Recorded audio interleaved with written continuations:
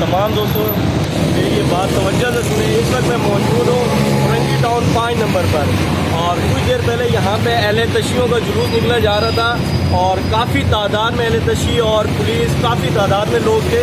और जब मैं यहाँ से गुजरा मैंने एक वीडियो बनाने की कोशिश करी।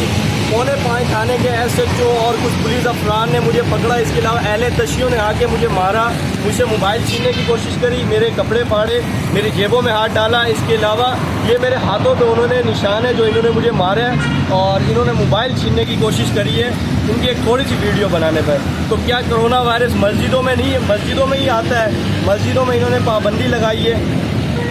अब 5 बजे का टाइम था, ये 5 बजे के बाद तो मस्जिदें बंद कर देते हैं, हर चीज़ ये लोग मार्केटें बंद कर देते हैं। यहाँ जुलूस नहीं कर रहा था 5 बजे के बाद, 5:30-6 बजे का टाइम था।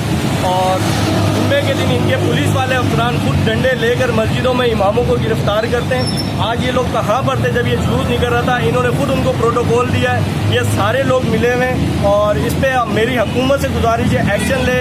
IG सिंध से भी गुजारिश है कि इस बात पे नोटिस ले, और मेरी जेब से कुछ पैसे और कुछ चीज़ें इन्होंने जो निकाली हैं मुझे वो चीज़ें वापसी किया जाए।